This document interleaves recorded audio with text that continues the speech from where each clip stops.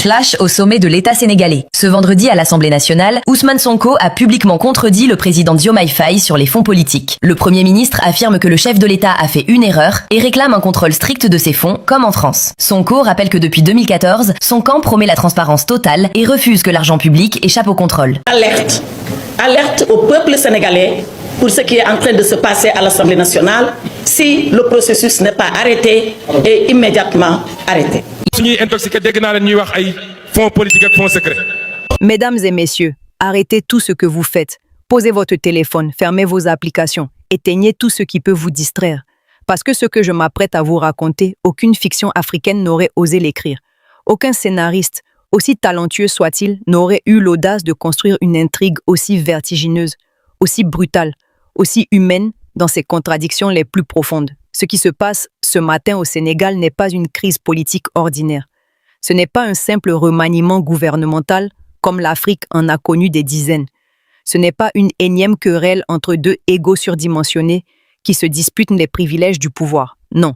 Ce qui se joue en ce moment précis, dans les couloirs de l'Assemblée nationale de Dakar, dans les rues de la Médina, dans les concessions de Ziguinchor, dans les foyers de Saint-Louis et de Thiès, c'est quelque chose de bien plus profond, de bien plus douloureux, de bien plus chargé d'histoire et de symboles.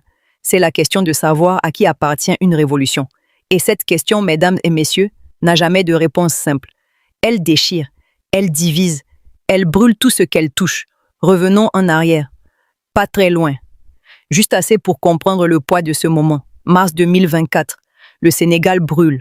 Pas métaphoriquement, pas dans les discours, pas dans les tribunes d'opinion confortablement rédigées depuis Paris ou Bruxelles. Les rues brûlent vraiment. Des barricades s'élèvent dans les quartiers populaires de Dakar. Des jeunes meurent. Pas des chiffres dans un rapport. Des jeunes qui avaient 20 ans, qui avaient des rêves, qui avaient des mères, qui les attendaient pour dîner. Des militants sont emprisonnés par centaines. Le régime de Macky Sall use de tous les artifices légaux et illégaux pour empêcher qu'un seul homme accède au pouvoir. Cet homme, vous le connaissez. Tout le continent africain le connaît désormais.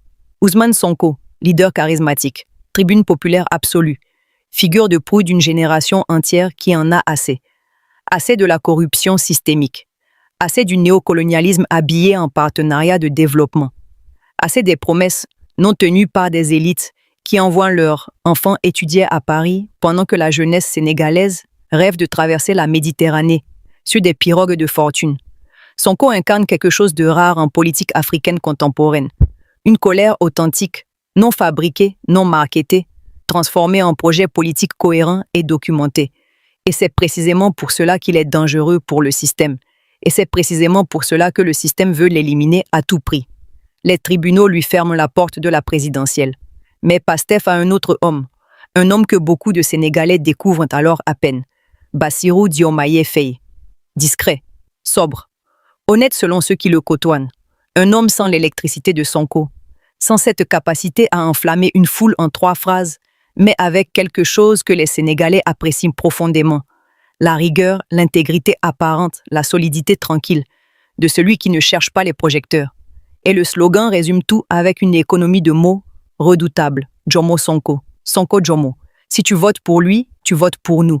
Si tu le portes au pouvoir, c'est notre programme qui s'applique, c'est notre révolution qui commence. 54% des Sénégalais y croient dès le premier tour. Un score inédit, un plébiscite. Une vague que personne n'avait vu venir avec cette puissance. Pas même les plus optimistes dans les rangs de Pastef. Mais voici ce que personne ne dit vraiment. Voici le détail que tout le monde a occulté dans l'euphorie de la victoire. Durant cette période, Sonko et Diomaye étaient tous deux emprisonnés. 2 hommes en prison. 2 hommes qui savent que s'ils perdent cette bataille politique, leur avenir est compromis. Leur liberté est menacée. Leur vie peut basculer définitivement. Et là, selon plusieurs observateurs et des rumeurs qui circulent depuis de longs mois sur la scène politique sénégalaise, des analystes se posent une question simple mais vertigineuse. Est-ce qu'il y a eu un deal? Est-ce que pour sortir de prison, pour accéder au pouvoir, certaines concessions ont été faites, certaines promesses prononcées dans le silence d'une cellule ou d'un couloir judiciaire? Personne ne peut le confirmer, mais la question flotte comme un fantôme au-dessus de tout ce qui va suivre, et elle ne disparaîtra pas. Elle plane, elle obsède, elle colore chaque décision, chaque geste, chaque silence des deux hommes depuis leur accession au pouvoir. Diomaye est élu, Sonko devient Premier ministre, le duo semble invincible. La presse africaine célèbre. Les panafricanistes du monde entier applaudissent depuis Abidjan, Accra, Kinshasa, Paris et New York. On parle de rupture réelle, de souveraineté monétaire, de renégociation des contrats miniers et pétroliers, d'expulsion des bases militaires françaises, de révolution silencieuse et méthodique. Les premières semaines sont euphoriques. Le HCCT dissous, le Conseil économique et social supprimé, des agences gouvernementales fusionnées ou éliminées. Le signal est clair. On réduit le train de vie de l'État. On montre l'exemple. On est différent de ceux qui nous ont précédés. Et pendant quelques mois, une partie de l'opinion publique sénégalaise et africaine y croit vraiment, viscéralement, profondément. Mais sous la surface, quelque chose se fissure lentement, imperceptiblement, comme une fondation qui cède millimètre par millimètre avant l'effondrement total. Les premières tensions apparaissent dans les couloirs du palais. Des sources anonymes proches du pouvoir laissent entendre que les deux hommes n'ont pas la même lecture de la situation. Diomaye veut gouverner, vraiment gouverner, pas être une façade, pas être le visage pendant que Sonko serait le cerveau dans l'ombre. Il a été élu par 54% des Sénégalais. Il a une légitimité démocratique massive. Et progressivement, il commence à la revendiquer, à affirmer son autorité présidentielle, à vouloir que les décisions passent par lui, vraiment par lui. Et c'est là que les deux visions entrent en collision frontale, parce que Sonko n'a pas mis toute sa vie en danger, n'a pas subi l'emprisonnement, n'a pas mobilisé des millions de personnes pour devenir un simple exécutant. Sonko est une force politique autonome. Il a sa base, il a sa légitimité. Il a son propre récit construit pendant des années dans les meetings populaires, dans les vidéos virales, dans les nuits d'arrestation et de libération. Le slogan n'était pas « Jomo président », le slogan c'était « Jomo Sonko ». Et cette nuance, cette toute petite nuance sémantique, elle pèse en réalité des tonnes. Elle pèse le poids de toute une révolution qui cherche à savoir à qui elle appartient vraiment. À celui qui a été élu, ou à celui qui a tout rendu possible. Il y a 2 mois de cela, bien avant que le limogeage ne survienne, un député connu de la scène politique sénégalaise prend la parole dans une interview. Son nom, Guy Marius Sagna. Une voix qui dérange. Un homme qui ne mâche pas ses mots, qui pointe les contradictions avec une précision chirurgicale. Et dans cette interview, avec un calme qui cache à peine l'urgence du propos, il dit quelque chose d'absolument fondamental. Il dit que la coalition Diomaye président montre de manière définitive que le président de la République ne reconnaît plus l'autorité politique de Pastef, ne reconnaît plus Sonko comme son chef politique. Et il ajoute calmement qu'il faut que toutes les conclusions en soient tirées. 2 mois avant le limogeage, 2 mois, ce n'était pas une prédiction. C'était un constat, et personne n'a voulu l'entendre. Personne n'a voulu voir ce que cette phrase signifiait vraiment. Cette interview était une bombe à retardement que le temps a fait exploser avec une précision absolue. Vendredi 22 mai, 22 heures, le décret tombe et ce qui se passe dans les minutes qui suivent est extraordinaire. À Keur Gorgui, la résidence privée de Sonko à Dakar, des centaines de personnes convergent spontanément. Pas sur ordre, pas sur convocation, spontanément. Comme si quelque chose d'invisible les avait appelés. Des chants, des klaxons, des slogans. Et au milieu de tout cela, Sonko, calme, souriant, pas brisé, pas défait, pas l'air d'un homme qui vient de perdre son poste de Premier ministre, l'air d'un homme qui attendait ce moment, qui s'y était préparé, qui savait que ce n'était pas une fin, mais un début. Et cette image devient virale en quelques heures, elle divise, elle inquiète certains, elle galvanise d'autres, et surtout elle pose une question que tout le monde commence à murmurer dans les salons, dans les grains, dans les taxis brousses et les bureaux climatisés.